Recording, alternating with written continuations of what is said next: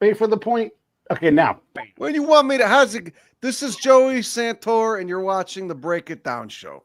Yeah. And I wasn't instructed to say this.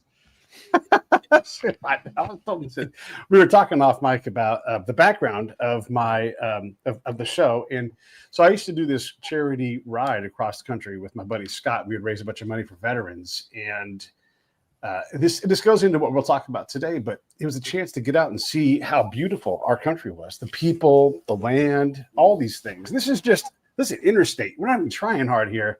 And it's out the front windshield in New Mexico and the sky in New Mexico. And I know you know this, like when you go through during monsoon season, when you drop over that last mountain ridge past Tucson and you go out to the desert out there, it's just gorgeous out there. It's lush, it's green, it's alive. You can look at a desert and think it's dead, but it's not. Well, it depends what time of year you're there. You know, if you're in the dry season, there's certainly long dry periods, but you know, that's the thing is like the rain is short-lived or can be. Mm-hmm. Yeah. What? By the way, Dane, whenever you want to ask a question, ask one. When you pick a place you want to go visit, is there any method to your madness, or is it all instinct, or what is it? It's normally plant species. Yeah, I mean, I pick where I'll become interested in a plant species or a certain biome that selects, naturally selects for certain traits in a plant, and then I'll pick that place. Like, the New Mexico area, the whole Chihuahua Desert has a lot of gypsum, and gypsum can cause new species of plants to evolve, and so I will pick areas looking for gypsum. I'll literally go on the satellite map and look for white areas that are kind of barren and don't have, a fucking Walmart next to it or any hideous development. I tend to get far away from the developments because they have negative impacts on everything that's not human. They even have negative impacts on humans a lot of the time. But and then I'll go there and look for plants. And so, it's really biome. I mean, when I started doing this, I was focusing mainly on really narrow groups or lineages of plants, and now I'm just trying to get the whole ecosystem. I want to see everything. The ecosystem's like a fucking beautiful living machine that runs smoothly if it's allowed to by people. But the problem, of course, is that we have such trouble with our anthropocentric civilization letting it run smoothly or setting aside places where it can run smoothly. Dane? Yeah, man, you're very well traveled, dude. I've been following you for a little while now, and it's really cool to just see the places you go, and a lot of this country that most people don't see. You can sit back on our phones and computers and watch you do that, and I think you're reaching out to a good audience, awakening them to some just beautiful places and opening their minds to the plants. It's just really cool to follow. Everywhere I go now, I'm looking at plants. I never was really big into them when I was younger. Our dad has a green thumb, and I've tried to follow in his footsteps, but the guy uses more Miracle Grow than freaking Monsanto. but yeah, man, it's been really interesting. You got a really good way with I was in fucking, I mean, I could be anywhere and find cool stuff to look at now. I mean, when you wake up, I call it waking up to the living world because it's really what it is. And once you wake up to it, you start paying attention to stuff. I was at I can curse, right? It's okay. It's yeah, all the fuck you want. Yeah. All right, just making sure. Some people get really weird about. I'm in Texas where there's a lot of good things about the state. But one of the things that always drives me nuts, and it's endearing in its own way, but the level of politeness extends to, it's great in a lot of ways, but then it's just people are still really shocked by dropping an F-bomb, which is hard for me to not do sometimes. So I've gotten better at it. Anyway, I was in fucking Quartzsite, Arizona. I remember one of the coolest places I ended up finding a bunch of plants, and it was like literally the irrigation ditch next to a Carl's Jr. I had just stopped to take a leak, and there was all this cool, native desert plants. There was a cool buckwheat, the genus Eriogonum. There was a whole bunch of other cool senna, some other stuff growing in this irrigation ditch next to like a parking lot where people are just chowing down on their fucking, burger, whatever, giving themselves diabetes early onset. So, it was it was cool. I mean, I'll be anywhere. I mean, I'll be on like a set of train tracks looking at what's popping up, growing there. The unintentional ecology. Oftentimes, it's a lot of invasive plants that didn't even exist in North America until they were brought over 100 years ago. I mean, my whole eye is on plants now. I mean, everything. It's just like constantly something I'm thinking about. One of my favorite videos you got is when you're in Oakland under the overpass, just walking through the all the homeless and man. Yeah, it was gnarly. You can find beauty anywhere, Well, I mean, just interesting things. I don't know if I'd call it beauty, but it's certainly interesting. That's what I get fascinated. I'm just fascinated. Yeah, I mean, because I know so much about all these plants. I mean, that one episode it was a hodgepodge of native plants that showed up, like the coast live oaks that get planted by the scrub jays, just stashing acorns and forgetting where they put all of them. And then a bunch of the Australian acacias was just escaped from people's yards. Mm-hmm. And turns out they do really well in the California, Northern California coastal climate. And so they were naturalizing. I mean, it's kind of cool to see what pops up. I've always been drawn to those places anyway, those little railroad corridors and places you basically have to trespass to get to. And the only people you're going to encounter when you're there are like winos or like graffiti writers or whoever. Yeah. So I used to go to Afghanistan. I was a spy, and I would run around in these valleys. And I was in a place where they farmed a lot of pomegranates. And so we were trying to figure out why there were pomegranate trees all down the river. And then we figured out that they were pomegranates, like this natural human consumption gets down to the river, and it just populates that whole ecosystem with all of these, They were pooping in the rivers. Yeah, pomegranates, or their poop somehow gets down there. This wasn't a modern place. It's a very Stone Age place, right? So either way, that stuff goes downhill. I wanted to see if I can get him here. This is my buddy Dave. Dave runs the Irvine Nature Conservancy. You two are peas in a pod, man. Punk rock kids, the both of you. And Dave is all about nature. Dave, can you hear us right now?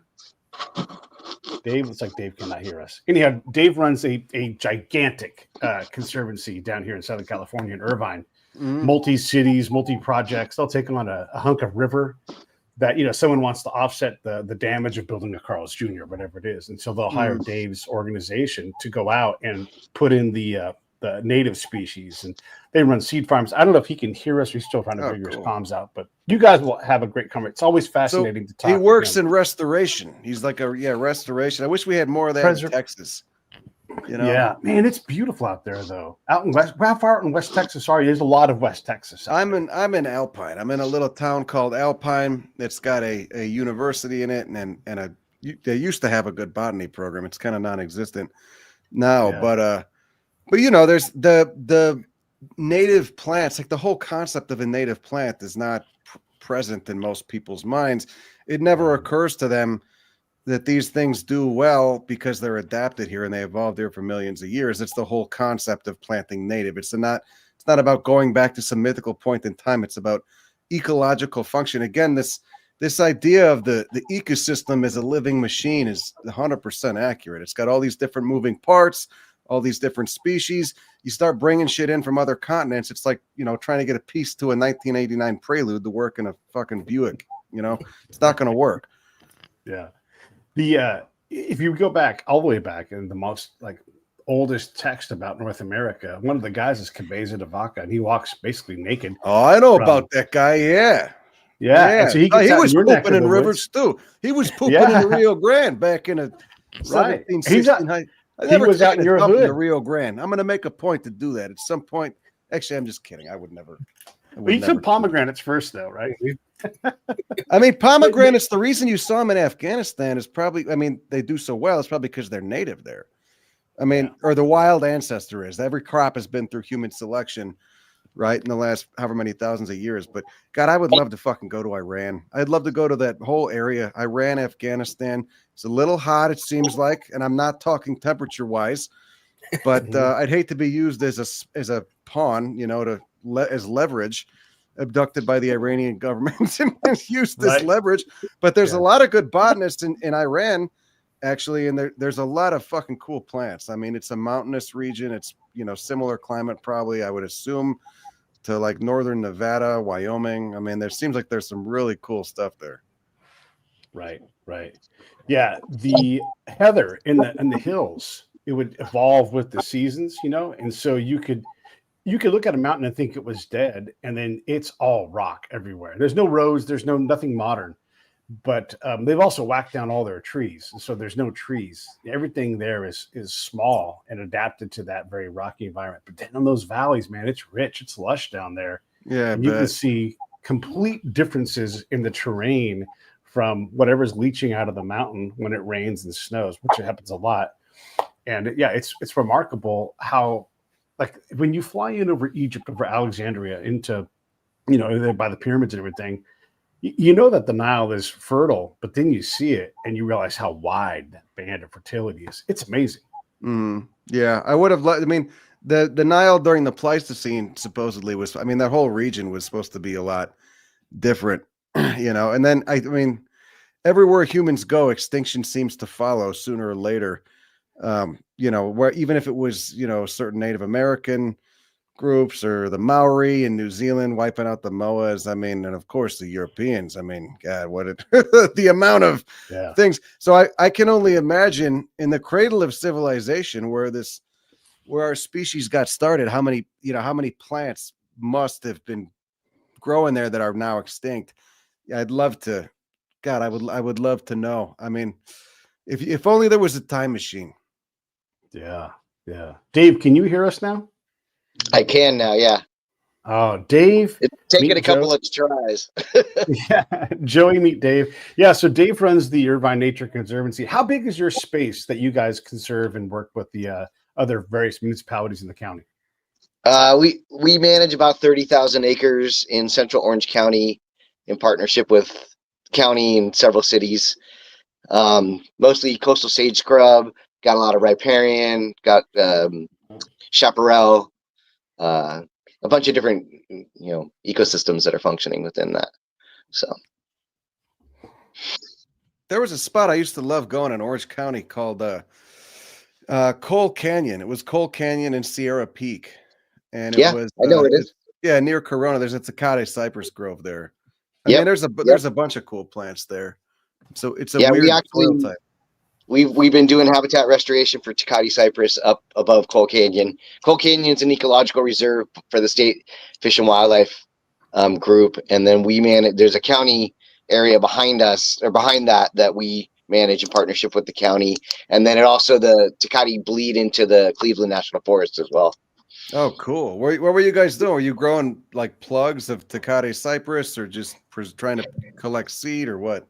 Yeah, so the population that was in that area is like the northernmost population in the world, and it got hit by a fire, and like two frequent fires, and it wiped out like half of the grove.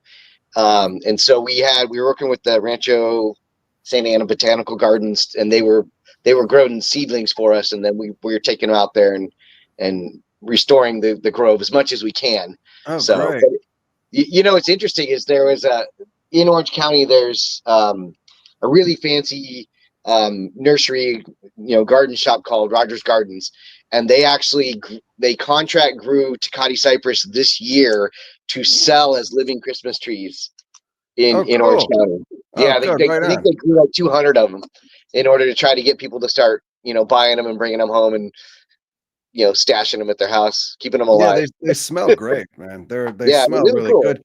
I was at that population, I think, in 2012, or maybe it was 2013, and there was a bunch of recruitment. There were a bunch of little seedlings, but I don't know if you guys had a fire again after 2012, it would have wiped out. That's the thing. They get hit by fire before they get a chance to put out new cones. Yeah, it takes so long for their cones to mature. And as the human population has increased, so has the fire frequency. So we haven't had a fire up in that area, I think, since 2008. But it was pretty devastating, the one that did come through. It wiped out a lot. Yeah. So, some of them had not reached maturity yet. So they're kind of a lost cause at that point. Yeah. So, but there's some natural recruitment going on. Yeah, that was one of my favorite species. Yeah, I've seen the southernmost grove too, way down there by Baja, where it's, you get these cypress growing with these giant cacti. Yeah. They're cool. You know, when it's a thick grove, it's just like this blanket of cypress trees all over. It's really pretty neat to see. There's So, an endemic butterfly that it uses that as a host plant too, which I didn't know about. Thorn's hair streak. It was cool. I mean, yeah, okay. it's the cool thing about all these fucking plants is, the more you learn that there's all these connections, just like the parts of a machine to other parts of this ecosystem Yeah, that also have connections to other shit. And that's they're why. interdependent on each other. They require each other to be there for things to function. Right, but of course, humans have been dismantling it for the however last 150 years. It's like, I don't need this. Just fucking throw this piece out, and suddenly the car won't start. Yeah, that happens all the time. So, yeah. In fact, in Orange County, we have one of the most diverse butterfly populations in the United States. And so we actually do specific habitat restoration work focused on, butterfly host plants, trying to get species to increase the population and diversify the areas where they're being found. So yeah, where I live in South Texas, there's a lot of butterfly diversity too. I never thought I'd be a booster for butterflies. It seems just because the cultural associations, like I fucking hate roses. I fucking hate roses because just that, every rose you see wouldn't exist in nature. It's a horticultural atrocity. It's been bred in a greenhouse. This stupid, the fucking connections to Hallmark holidays and stuff. So they've kind of been ruined for me culturally. But then when you see like actual wild rose species that haven't been tampered with by humans at all, that are just pure products of their ecology and their environment, then they're pretty cool. But the thing with butterflies, I mean, yeah, they're well, first off, there's 10 times more moths, but they're just the connection between host plants is fucking cool. And then, I mean, they feed so much, like so many other things eat them, Yeah, it's all part of, like you said, it's like one of the gears in the machine, and without it, you run into problems. That machine analogy is really, I mean, it really is. It's really hits the spot because to people that don't understand it. First off, a lot of people my goal is kind of to get people that are more machine oriented and more into that kind of shit into this stuff. But it really explains the analogy is great because it's like, oh, okay, I understand that. Like I understand this piece is important for this and it's connected to this. And it, why should you give a shit about this thing if you can't? I mean, that's the thing. That's how like most of us have been, had our minds fucked up just by the society we grow up in. We're only taught to appreciate plants if you put it in your ass and it's medicinal or psychoactive or something, or if if it's edible, if you could put it in your mouth and not die. What does edible mean? It doesn't mean it tastes good. It just means you're not going to die if you eat it. It's kind of fucking pointless. And then 3, if it's pretty or not. Well, what does that mean? It's pretty. Like what the fuck? We don't have the same taste in pretty. A lot of things that most people find pretty, I probably find tacky and fucking garish and revolting. So it doesn't mean anything. But when you talk about function, there's data and there's science behind that, and you can't fuck with that. That's there. It's a function. It performs a function in an ecosystem. It's why invasive species are a problem. They perform a function 5,000 miles away in Asia or South Africa or Australia, but they don't have a function here. And again, it's that, mixing pieces from a Prelude to a fucking Chevy Caprice or whatever, Yeah. What's funny is, we spend easy 6 figures a year on invasive species removal, whether it's plants, mostly plants, but the invasive beetles are now showing up.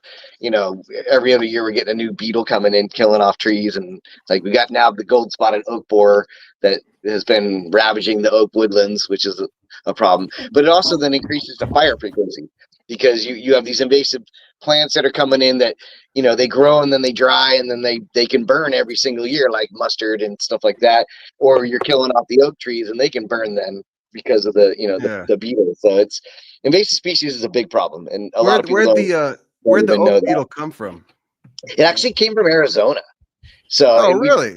We believe it was brought in through firewood being moved around. So because it's native to Arizona? It's native to Arizona, but it has natural predators that keep it in check. And so you move it into another area and those predators aren't there to take care of what needs to happen. So they've just been kind of exploding, and they create, you get trees that are amplifier trees, and they all of a sudden you've got huge areas that are being infested. I think San Diego County lost not like 70% or something like that of their own woodlands. I'm gonna Due look to the that up. gold spotted oak borer. What's the name of that beetle? It's the gold spotted oak borer. Gold spot. Because most of the time when you get invasive species, they come from other continents because those have been separated so long. I mean, you figure that the ecosystem of Arizona is directly adjacent to California. At some point Yeah. in the Pleistocene or however recently, with how distributions shift, they'll shift across a continent and you'll get a route, but they can't cross oceans, generally speaking, in almost all cases, because most bird migratory patterns are north to south, not east to west, not across the Atlantic or Pacific. So, yeah, I'm curious about that. I wonder how. I don't know. You rarely hear of intercontinental. The deserts, I think we're keeping it kind of stuck in their areas, but we do have Asian, Kirishita shot-hole borers and several other shot-hole borers that are Asian that have shown up, mostly through importation of things into the United States. Yeah, that's brutal. Those are the worst. I just did a podcast today with this guy who's working on transgenic American chestnuts. All the American chestnuts were basically wiped out. They're functionally extinct due to an Asian fungus, a fungus that evolved in Asia and co-evolved with the Asian chestnuts for 10 million years, but didn't evolve here. And so that's why it proved so fatal. And they were talking about he was just talking about the basically the GMO, a slight tweak they had to do to the genome, inserting a section of a wheat gene that breaks down oxalic acid and renders the fungus basically not harmless, but not deadly. Yeah.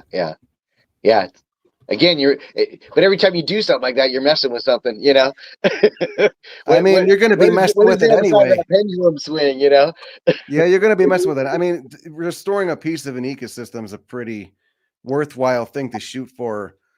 You're messing with it. We're messing with it anyway by being here. It's like 8 billion people. You're going to be messing with something no matter what. You might as well try to do it in a constructive way.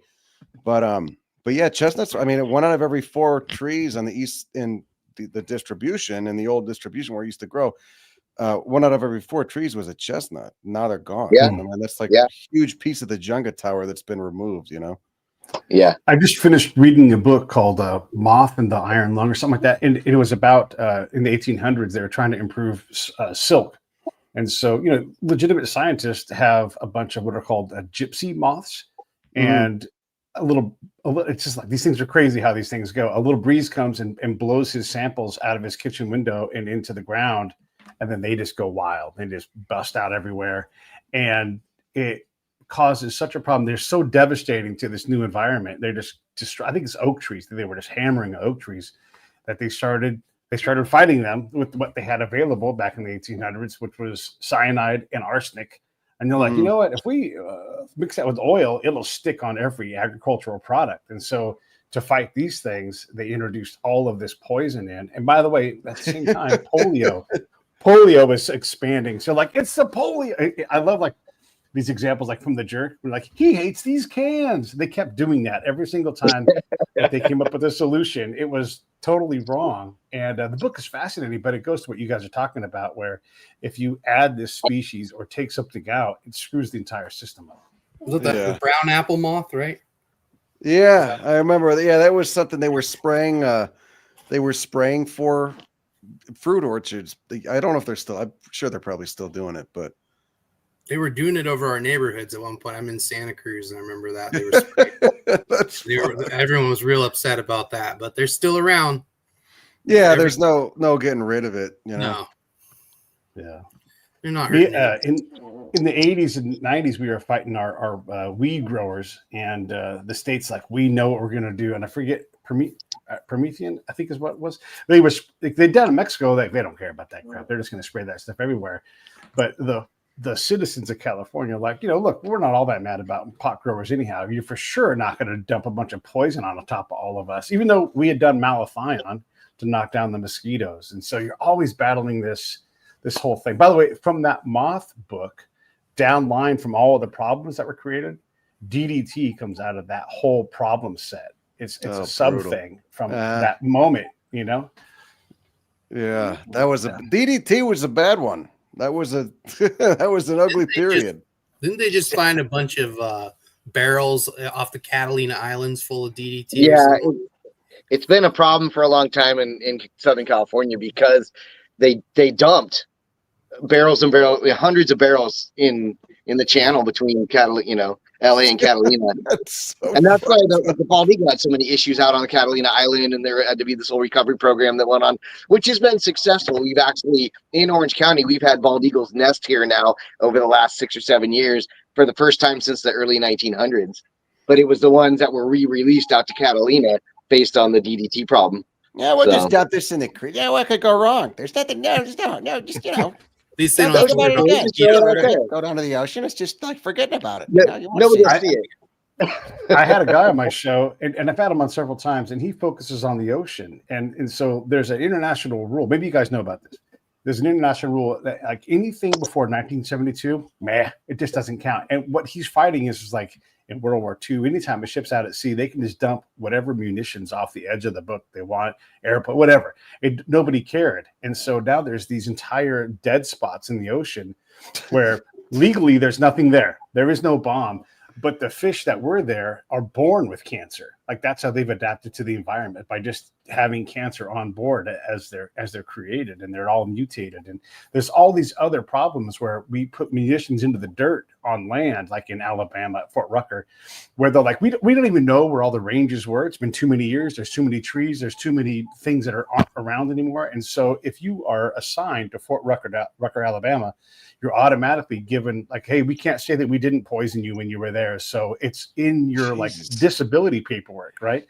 And we still, like Joe, you know this, we cannot learn this lesson. We cannot stop dumping DDT into our water, airplanes, and we just can't stop doing it.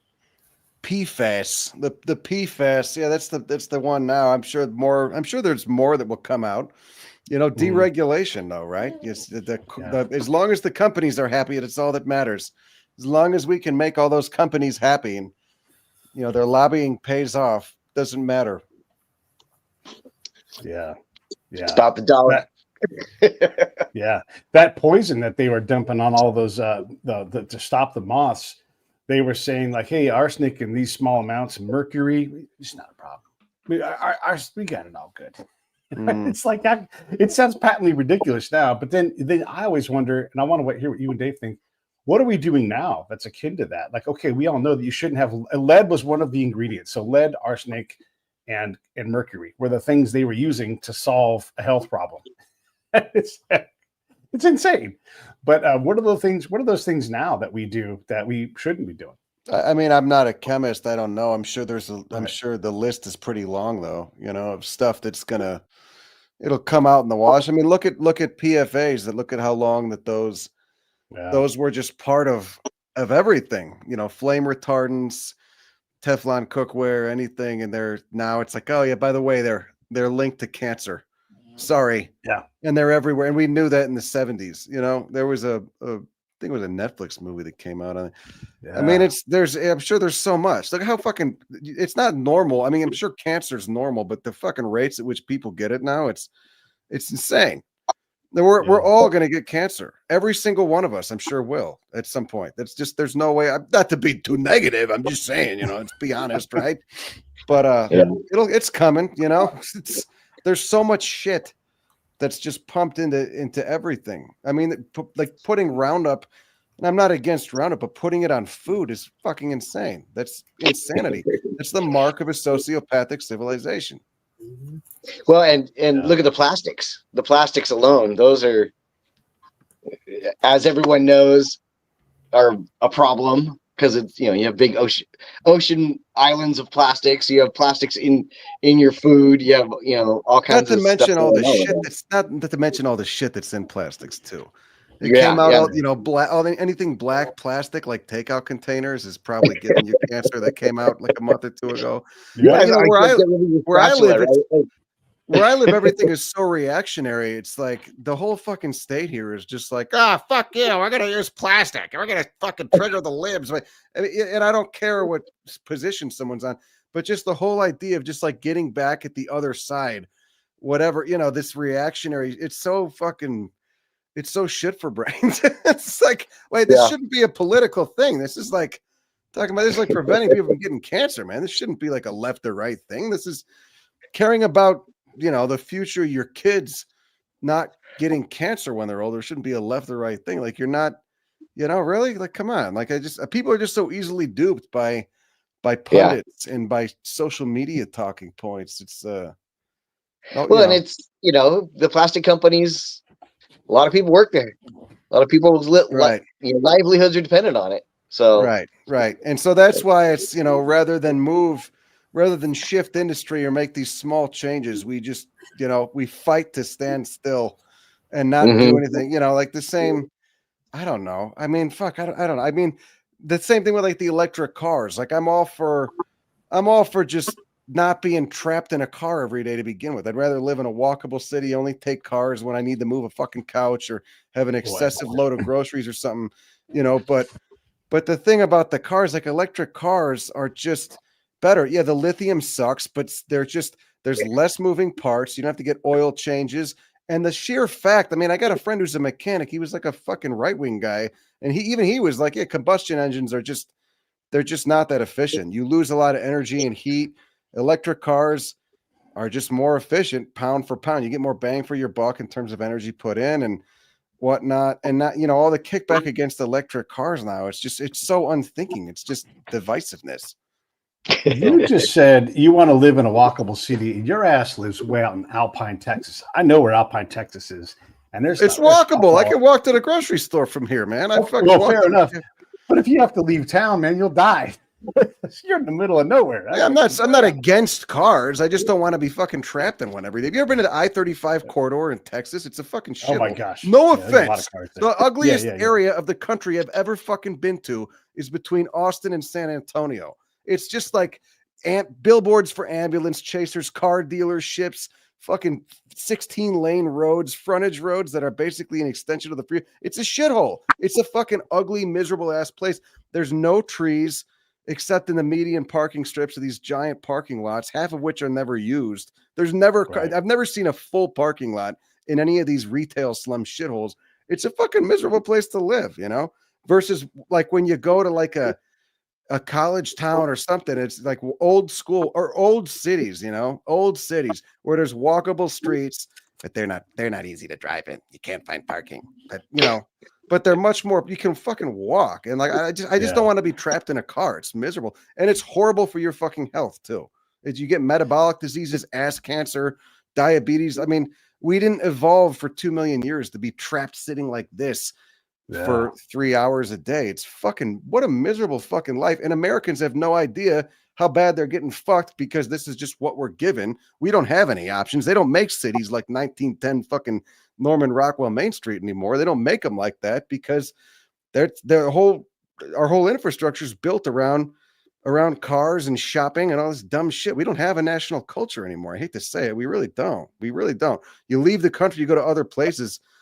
I mean, it's not like this, man. I mean, I'm just talking shit. I'm not proposing any solutions. I'm sure there are, but people just, people get so defensive about this, but it's like, man, I'm right. I'm fucking right. That's what we have. That's what America is now. It's a retail slum, and that shit will continue growing until it's, there's no money to be made in it anymore. Like, we're going to turn the whole country into a fucking parking lot. So I'm going to pull you in a more positive direction. We could say we're positive. I like being positive about negative things. It's about being lighthearted about negative things. Way out by where you live, Big Bend Park, the state park and the federal park are amazing. People should get out there and see these things, and you cannot take it all in at the same time. The geography, the geology, it's all great. Are you familiar with the farm to market F1 or FN70? That route, that is gorgeous. It goes along it's just north of where. Yeah, it's a beautiful drive, and I loved it. Whenever I have a chance to get out there, I get out of my truck. Yeah. And there's nothing out there. There's nothing. You just get off the road and all of a sudden you are fully in nature. Yeah. Everything's beautiful in West Texas. That's one of the reasons I live out here. I live an hour from the nearest Walmart. Is it inconvenience? Yeah. But what's the benefit is, I can see mountains. Where the town I live in, I can walk anywhere if I need to and not have to worry about getting mowed down by like a 17-year-old kid in a truck that I can't even see over the hood, Granted, there are those around, but people are generally pretty respectful and cool. You know, they respect each other. I like that. But I mean, everything is gorgeous out here, and the only problem is, yeah, there's just not a lot of public land. It's a lot of private land, which, you know, where you guys are, public land is everywhere. It's amazing. You could just go out, look at stuff. Hey, we're gonna stay tonight. Let's go stay on that mountain. Let's go stay in that valley. You know, it looks good. There's a road out there. I could see it's 10 miles away. It's probably a nice place to camp. So yeah, but geologically, I mean, it's, you know, all of Texas is limestone. It was all under a shallow sea, the Western Interior Seaway, which is back in the Cretaceous when the dinosaurs were still kicking. And then now, you know, you had all these Miocene, Oligocene volcanic eruptions roughly 30 million years ago. And so there's this really stark change up from the volcanics to the limestone, and you get different plant communities on each. So geologically and floristically, it's a great place for me. I think I would be there to go see some gray banded king snakes. Oh yeah, They're one of my favorites. I don't know if I've seen that. I don't know if I've seen that species, but they're really pretty. Really, yeah. There's so much. Yeah, there's so much good stuff. There's gray foxes in town. They've been really abundant the last few months. So you're not supposed to feed them, but I figured, what the fuck? They're in town anyway. They're going to be eating garbage. You know, if one of them hits Sonic Burger and gets some of those curly fries, that's going to be worse for it than any kibble I would give it. You know, so yeah. But the gray foxes has been really cool to see. How's your tarantula doing? Oh, that was in South Texas. That was at the place I was staying at in South Texas. I was up here teaching school the last 3 months. I don't know. She disappeared. Haven't seen her, and I've seen no evidence of her, you know, coming into or leaving her hole. So maybe she's still down there. I don't know. Because they hibernate, right, for the winter, or no?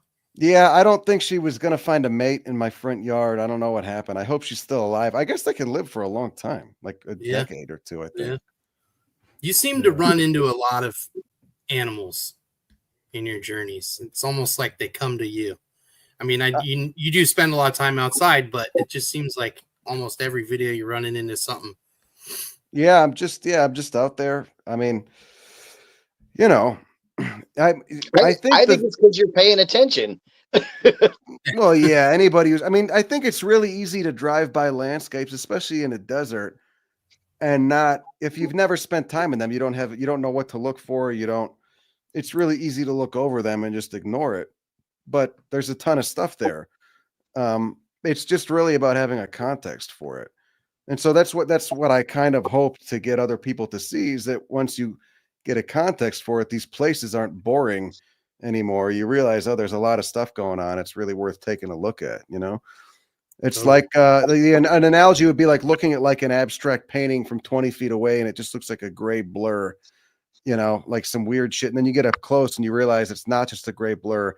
It's actually, you know, a bunch of little photos stitched together, each one as interesting as the next, that, you know, when you're far back, you can't see it. And it just looks like the closer you look, the more interesting stuff you see. And now, you know, with applications like iNaturalist, you could take photos of all this stuff and learn more about it. And AI is pretty good at telling you what you're looking at. Yeah, it's kind of scary. Yeah. Dave, do you guys use any kind of that, like the AI group analysis of like when they see plants and it goes into your database? Do you guys use any of that to grab data for what you guys are trying to plan? Yeah, we use iNaturalist for sure, and then we also we have a whole bunch of wildlife camera traps, like 50 of them in this array throughout the 30,000 acres, and we process those images using AI as well. We had to teach it what we were wanting it to look for and that kind of stuff. But yeah, we contribute when we're doing a lot of the work that we're doing. We're contributing to those larger, universal databases that everybody's feeding into. So, because you need to know. I mean, looking at it from that scale of the big picture is really important.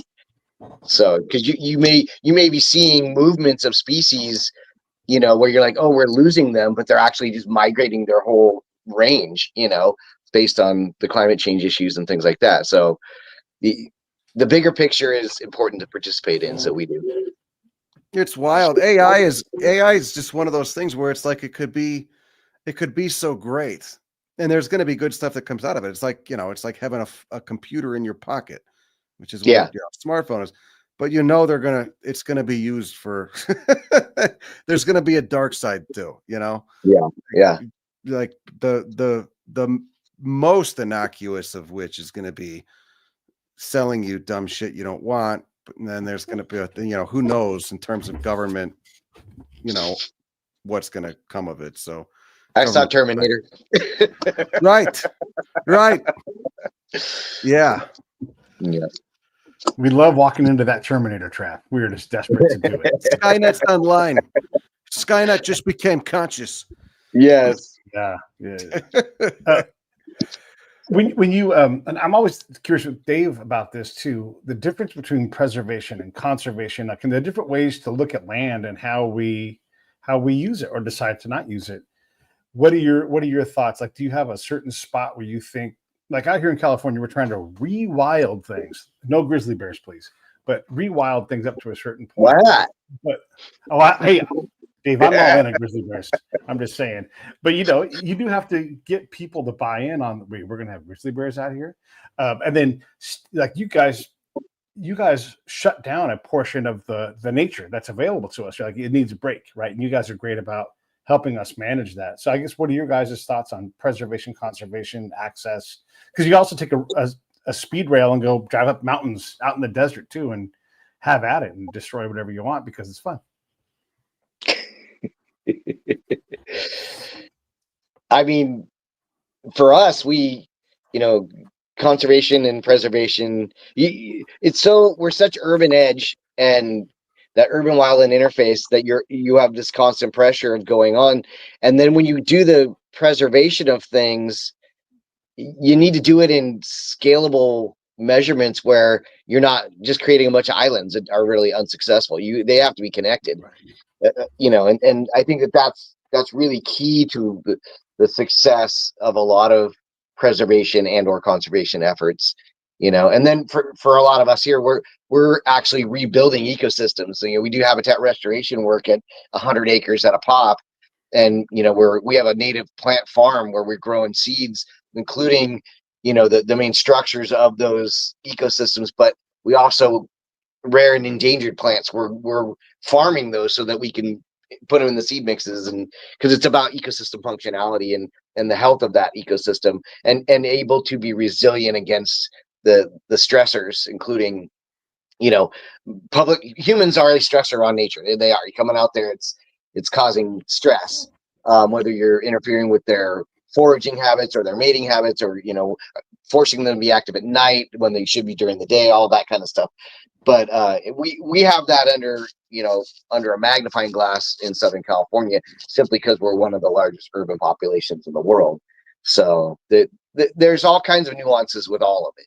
So I don't really understand the difference between preservation and conservation, because I don't really work in that field. I mean, I would assume as preservation is trying to protect habitat that hasn't been destroyed, and is conservation a way of more like restoration minded, or what? Yeah, that's kind of how we approach it. Because when you're talking about preservation, it's really trying to convince either, private entities or whatever to make sure their land stays in its natural state and gets, included in a larger system of preserves and things like that. And that, it comes from, it's been done in many ways, nonprofits doing it, or even, the state and federal agencies forcing mitigation measures when you're impacting habitats or things like that. So there's a lot of ways that it comes about. And for us, the conservation thing is taking degraded habitat, trying to restore it back to where it is, and trying to get those other species that are included in, if you preserve a really healthy habitat, there's a lot more in there than what people realize. Especially we're a biodiversity hotspot, so there's so much, and everything's tiny, but it's there, and so for us, when we're doing our kind of the restoration work, it's about trying to conserve even those other species that we may not realize is there. And we come across that a lot. Like, we'll go in and remove invasive species in preparation for plantings, and all of a sudden out of the seed bank, you'll get we got small flower morning glory popped up on this one ridgeline that had been grazed so heavily for 100 years, and it was just in the seed bank. And it turns out it was the largest population recorded on the West Coast. So it was, just those types of interesting things that when you're trying to push that conservation kind of work, you got to think about bigger things than just like, okay, there's a mountain and let's save it. So, a little more detailed. Yeah. So. Yeah, I mean, for where I live, I wish there were just more people interested in it. I mean, where I stay in South Texas, there's so little interest for how many million. It's like 1.5 million people live in the area, and there's the amount of people that know about it and have interest is so infinitesimally small. And I think not knowing it's there is a big part of it. I mean, in California, you guys, that basically you're where the native plant movement started, and one of the best native plant movements and senses of native plant awareness in the whole country. You go to places in Mexico, there's not, I mean, except unless you're talking about the indigenous communities, in the popular culture, nobody gives a shit. Like I got friends in Mexico who are they're like, God, it's so cool to see someone who cares and is excited about this stuff. So many people aren't, at least outside of native communities that were never separated. You go like the hills of Oaxaca, the mountains of Oaxaca, you're going to find a lot of reverence and awareness of these things. They may not know scientific names, but they're into them and they respect them. But you go to a lot of the cities and just people don't give a fuck. So I think that's a big part of it, is just trying to get people aware of it and also show them that it's cool. And it's not just cool because it's medicinal or whatever that means, or psychoactive or edible. Those are the three most boring things that you could show me about a plant. And I get it. If you don't know anything else, you don't know what to look for. You've never been turned on to what else is cool about them. But, I just think that those are like the lowest common denominator things. Yeah. But you get people you get people interested in why these things are cool and why it's fun to go out and look at them and observe them and et cetera. That's where you really hit the nail on the head and you've got some hope. One of the things that Dave's organization does too, he was talking about this last night, is they try to build those people. They work with UC Irvine, which does research.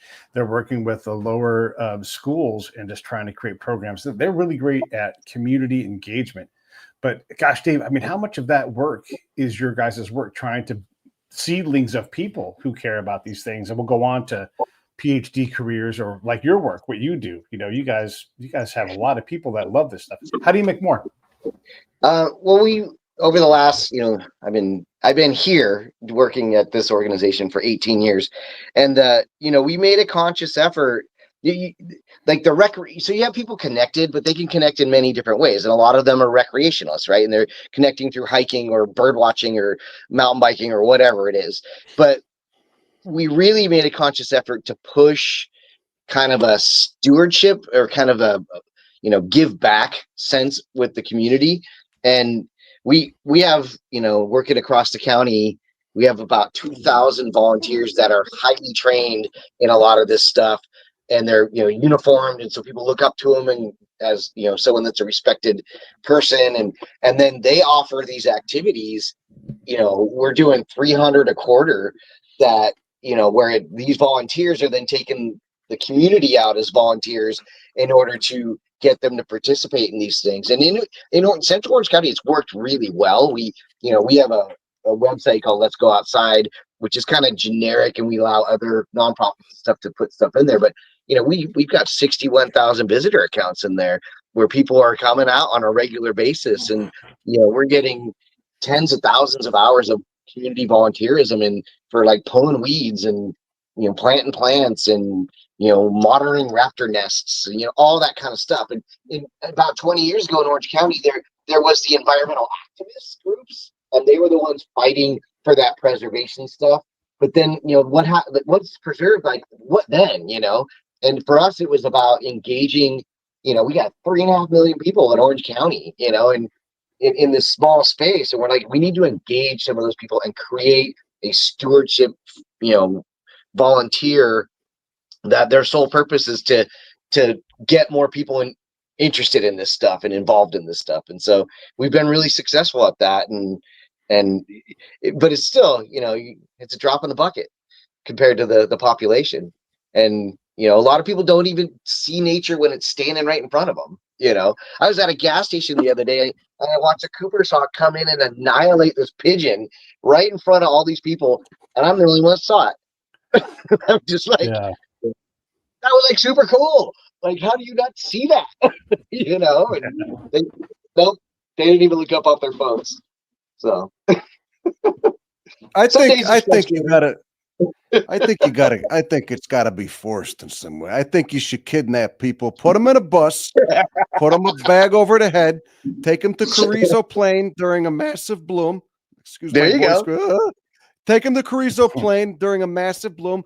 Give them half a tab of acid, maybe a full tab, and just fucking leave them there on a hillside for 12 hours.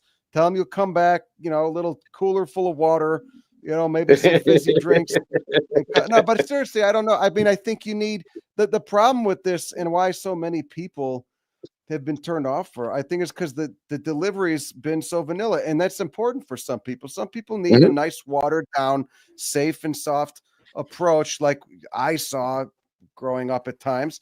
But I think a lot of other people need really to. Yeah, I'm going for the people who are malcontents. I'm going for, because that's how I got into it. I was so fucking revolted by so many things I saw in modern American consumer society. I was like, God, this is just fucking, it was like all this shit George Carlin was always ranting about in his old bits. I'm like, when I found that guy when I was like 19, I was like, this guy's saying everything I've ever thought, but I didn't have an answer to it. I was just negative. And then when I found all this other shit and learned about the geologic time scale and evolution, I was like, this is the fucking answer to it. This is beautiful and amazing. But at the same time, I still had this negative slant. And I think those things work together really well. I think it's a yin and yang. I think like being repulsed at everything around you goes really well with when you're out there being in love with everything around you. And that's how I feel when I'm out in those places, but again, it wouldn't mean as much unless I wasn't so revolted in the first place. I'm revolted all the time still by things I see, shit I hear people say, ways I see people behaving. I mean, I'm very, the nausea runs deep. And so that's why it makes it so fucking precious and valuable learning about those places and seeing them, so it's not going to be like that for everybody. I'm sure some people want the vanilla watered down shit, and that's good. I get people commenting on the channel like, why do you have to curse? Because it's just the way I talk. I worked for the fucking railroad 15 years. I don't know what to tell you. There's other channels for you. There's not a lot of channels that do what I do. So I think both are important. What's really interesting? For 13 years prior to working here, I worked for the Department of Education, and I ran the environmental science programs for them. And there's a whole lot of research on the therapeutic aspects of nature, and I've seen it. Like we were a large program. We were doing 130,000 kids a year. We were taking them out in nature. We were doing like week-long science camps with them. And you get the kids that have ADHD and they can't sit still in the classroom, and you take them out here and they're the best students because they're stimulated. All this stuff's there for them to start bringing in. Much like you said, we weren't designed to be sitting in a car like this. We probably weren't designed to be put in a classroom behind a desk either. We were designed to learn from what's happening around us and really, really absorb that into who we are as people. But I think we've removed ourselves from a lot of that. And so a lot of people just don't get that experience, and it doesn't resonate with them. And a big problem with school though too is that you're taught to just memorize stuff, not understand it. And you can forget all of it the minute the test is over, and that's fucked too. That's like when I went to college for 2 years for sociology, which was whack as hell. I had no interest in it, and it's kind of like a fake science. No offense to anyone who's actively studying. Well, whatever. But then, and I left, and then I traveled around, and then after a couple of years, I wanted to learn about geology and biology and weather systems. And then when I wanted to learn about it, I'd wanted to learn about it because I had been out there and seen it. I had been out there like dirt under my fingernails, cuts and scrapes, chilly nights spent sleeping in the cold. And I wanted to know, and then that made it more pressing. You can't get someone to just learn about something out of a book, field experience is everything. You got to Yeah. get out there Yeah. and see it. You don't learn anything by just reading out of a book. You got to, it helps to have, you got to have that book out there while you're out there with you. But, you know, it's got to be hands-on. Yeah, I Absolutely. agree. Dane, Yeah. jump in, Dane. I was gonna say I don't know if they're taking kids on field trips anymore. When I was young, it was like, at least where I live here in Central California, I mean, field trips were once a week. They take us to the ocean, they take us to the mountains, we look at banana slugs, whatever. But that was crammed down our throats, and I really grew to appreciate it. And now I'm obsessed with the outdoors, and I mean, I can't get enough of it. And I don't know if they're doing that anymore. They bringing these kids outside. It depends. I think it depends what state. I think Californians are pretty lucky. You know, in Texas, not so much. Right. Yeah, we have quite a few programs in Orange County, although they're cost prohibitive. I mean, just busing alone, like to take it, if you're taking a class of fifth graders out, it's like $1,100 for a bus, you know, Jesus and Christ. yeah, it's like it's nuts. And then, you know, like we're working with this group called the Delhi Center in Santa Ana, in, you know, in downtown, and you know, we just had the conversation the other day. It's like, well, we have these dates scheduled for them to go out in these areas, and you know, they're doing research with, you know, their teenage kids doing research with the researchers from UCI. We put a native plant nursery at their center, and they're growing the plants, and then they're bringing them out and they're planting them in the, you know, a restoration enhancement thing that we're doing, and all that kind of. But it always comes down to, like, who's got money for buses, you know? Yeah. So, you know, we do fundraising to try to support, but you'd be surprised at how much it goes to, you know, something as simple as transportation. I got to take a leak real quick. Can I just run off to the bathroom? Yeah, we can Come actually back. I drank like 30 ounces of green tea before I. Yeah. Okay, I mean, I'm down to go for another 10, 15 minutes. I just really got to. Oh, sure. Yeah, you go take care of that. We'll cover you. All right. Okay. So the green tea. Dane, Nice. How's your bladder doing? I'm good. I'm drinking a lot of water, but I'm good. Yeah. The out of doors up by you, it's so California's geography, geology, you know, biosphere, it's so diverse. You have a totally different experience than Dave and I have down here in Orange County. Yeah, we got the redwood forests up here. I mean, you can go from the ocean. I could walk from the ocean beach to the redwood forests in about 10 minutes. So it's Wow. We got a lot of different ecosystems here. It's cool. Yeah. Yeah, you guys are up in the temperate rainforest areas, Right. which is cool. We're semi-arid deserts down here. Yeah, a little warmer down there. Yeah, Yeah. a little less water. No, You know, our average rainfall is like 12 inches. right. But LA County has a peak that's above 10,000 feet and a beach, and they aren't that far apart either. That's amazing. Yeah. Like when you think about governing a space like that, forget the plants for a second. All of the things you have to cover from that altitude all the way power out into the ocean, you have to fuck with things. You know, it's a lot of shit to figure out. And I know, Dave, for you, you guys have to always deal with the government, plural, and the different entities. Is that the bulk of your work? Was like just dealing with managing relationships? For us, yeah. We're not your typical nonprofit that raises, you know, does fundraising all the time. Most of our work is actually coming through service agreements with governmental agencies, and it's everything from cities to the counties to the state to the feds. So we deal with the gamuts of all that. I think the biggest challenging thing we've had is, you know, you're working for these cities, and all of a sudden there's an election and a whole new group of city council. Then all of a sudden you got to re-educate everybody, and you're getting these decision makers coming in who don't know, you know, anything, and then, you know, they get upset and they'll like clean house on the executive level of like the city manager's office, and then all of a sudden you get a whole new group coming in from there. And I think one of our biggest challenges of working for so many governmental agencies is the turnover in leadership within those, and a turnover of elected officials. And we work really hard at, you know, we do these driving tours where we'll take elected people out, and they're magical tours. Once they get in that truck and we take them out in the middle of nowhere and start telling them what's happening, they get it because they're experiencing it. But, you know, they're there for 4 years and then they roll off to something else, or they go up to the state level, and then you get new elected officials coming in, and you got to start all over again. So You know, like I'll give you an example. We've been working with one of the cities here for almost 20 years, and we've had 10 contract managers in those 20 years. Yeah. So the person managing our contract, every 2 years, somebody new is coming in. Yeah, And they don't know what to do. we need politics to be done by AI, you know, like an Right? uncorruptible AI. Just fucking, you know, and with like a bullshit, like a built-in bullshit meter where it just, I'm sorry, I think you're lying. Or like, I'm sorry, I think as a candidate, you're susceptible to, you know, corporate influence or something like that, you know, just Yeah. like that's definitely a job that should be contracted out to AI. I don't know why anybody would want to go into politics, man. It seems fucking horrible. And even city government, any of it, you know? Yeah, it all has its own stuff. So, you know, it's not, Yeah. I deal with it a lot, and I can be good at it when I want to be, but it's not my favorite thing to do.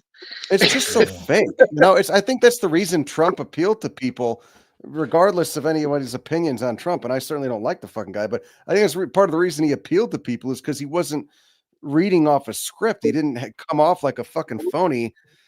And I think, you know, if you're not looking at the guy's ideas, people like, you know, that people like that. And so much of American politics is just so phony. Like, I'm middle class. I'm, you know, that just fake fucking salesman. It's revolting. It's like they're talking to you like someone at the cell phone company. You know, I'm so sorry, sir. And who do I have the pleasure of speaking with today? It's get the fuck out. Don't talk to me like that. Just be real. I'd rather tell you to go fuck myself than you know. I can already tell you're lying to me. Yeah. People are the problem with the equation, just so you know. Right. That's why you need AI. You need, like, I saw last night. I saw there was a fucking AI granny that some company invented, an AI like geriatric woman to respond to scammer calls from India. And it was fucking hilarious. I mean, they were recordings of these scammers just getting really mad and like berating this woman who doesn't exist at all. She's completely AI. Good. You know, That's awesome. she's just wasting all their time. Like, that's brilliant. That's a great use for artificial intelligence. As long as there's been an internet, there's been not blonde-haired chicks with giant boobs who love you on there, convincing you that they're there. You know, like it's the modern version of it, right? Like, no, she really likes me. She really exists. I swear to God. Yeah. I wanted to ask. Yeah, I wanted to ask you and Dave about, like, how does one just get simply started? Like, Dave's great because he's like, hey, plant this kind of milkweed. Now we got a little monarch colony that comes. It's amazing. They just know how to show up, and more of them come in. I've been forever talking about trying to get bats to pollinate our dragon fruit. You know, and we've got to build a bat box. And I'm like, how do I buy bats? But apparently, bats just show up. They're like, oh, you got a bat house? Yeah. How do you get someone just to nudge off of 0 and just go to 0.1 on the start, like just to move in any direction at all in a positive way? I mean, tell them to just start taking pictures of what they see and what they like. But they have to have access to land. They have to have access to places they could see this stuff. One of the big problems where I'm at in Texas is there's no access. It's all roadside. There's no, unless you know someone that's a property owner. I mean, yeah, people always say this, that we've got a couple of state parks. Yeah, a couple. I mean, it's crumbs. It's barely that. And it costs money. And a lot of people don't want to spend the money to go there or whatever, or that's far away. It's nothing compared to having good public land, having BLM land or national forest or anything. So if they can't see it, then, they're not going to give a shit. But I think once people, look, we evolve with this stuff. We've got millions of years of evolution with this stuff. It's only recently that we've been so separated from it and able to forget that it exists. It's relatively recent in our history. Last few hundred, maybe 1,000 years, agriculture was helpful in helping us forget it existed. Technology more so. Obviously, we want to keep agriculture and technology, keep those things, but also don't forget that there's this living world that's out there. Oh, and by the way, it supports us, and without it, we'd all die. That's a big part too. But I think definitely having access to it and then just taking pictures of stuff. These things, You could I could literally, if I didn't know anything, take a picture of a plant on the hill behind my house, native plant, and put it up on iNaturalist, and it'll give me suggestions. And there's like an 80% chance that it'll be right and tell me what it is based on artificial intelligence, looking at other photos and comparing with what's been viewed nearby. iNaturalist is a great app, just obscure everything so no one else can see it unless you want people to see where you've been. And then you've got a record of everything that you've seen too on your iNaturalist account. I use my iNaturalist all the time. What was that plant I saw in Chile, 2019? It was a Euphorbiaceae. I can't remember the fucking name of it. It bled white sap profusely. When I touched it, it was growing with a whole bunch of other cool giant cacti. Oh, and look it up. Family Euphorbiaceae, Chile. It'll give me a list of everything in that family that I saw in Chile. Boom. It's Euphorbia lactiflua. Cool. I forgot what that name was. Big help. It's like my own logbook. I collect herbarium specimens to a session in an herbarium, a catalog of dried pressed plant material. I use iNaturalist observations. I use everything, the whole record I kept of iNaturalist. It's one of the most wonderful things about the internet and smartphones to me. It really is. I've learned so much, and I can keep track of everything. I think that the technology has an opportunity, because Pete, you asked if what does it take.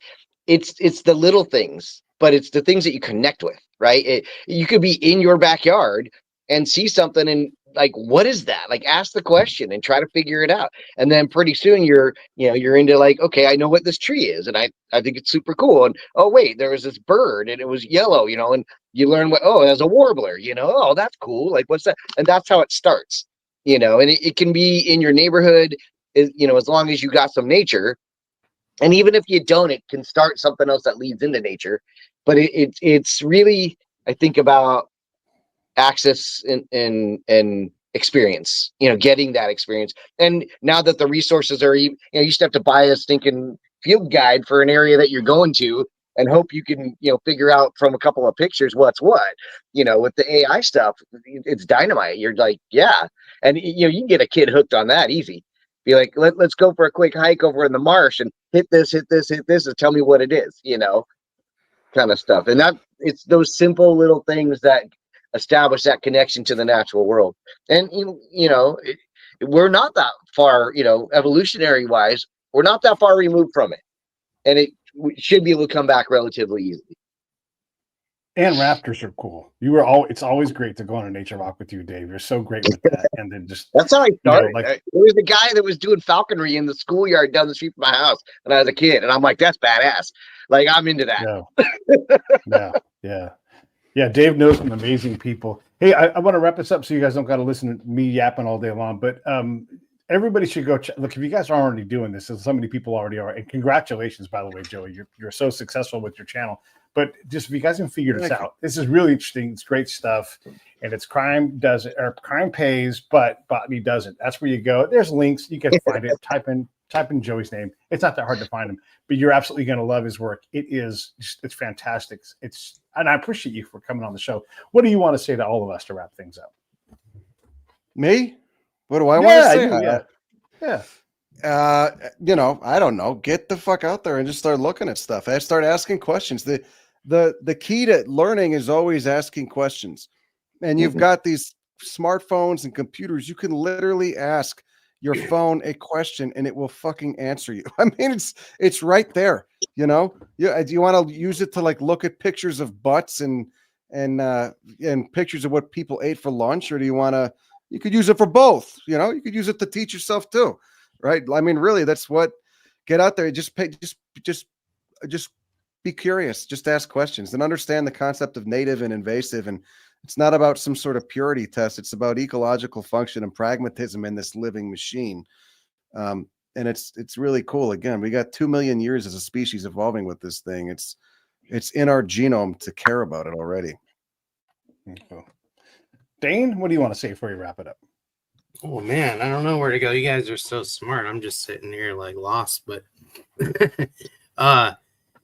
Yeah, I totally agree. I think it's important we all get back out there and into nature because, you know, it is really interesting and there's so much to learn and we got to get away from, I agree phones are important, but we got to peel ourselves away from these things sometimes and go look at a tree and go look at nature because it is very healing and very, very, very important that we keep it prevalent and take care of it. Dave, bring us home. You know, if you have any type of the small little amount of love for nature, Google in your phone, where can I get involved? Like, where's an organization I can join to learn more about this and all that. And if you're a parent, you know, take your kids to a natural area and go check it out, you know. And if you feel lost, find someone that has docent-led hikes, you know, that can teach you. You got a leader that's there their whole job is to engage with you and try to let you know what's going on in the natural world around them. So the resources are there, especially with all the technology now. And I think it can be easier than it's been ever if people just do it. And so I agree. Go outside. I like it. All right, let me roll the credits. I'll come back and say goodbye to you guys in a sec. Thanks, everybody else. All right, here we go. Hey, thanks for watching the show. I really appreciate it. Right here, you can subscribe. Please do that. It makes the show grow. Hit that notification bell so you know which incredible guest is coming up next. Down below is the PayPal link. You can put a small subscription in.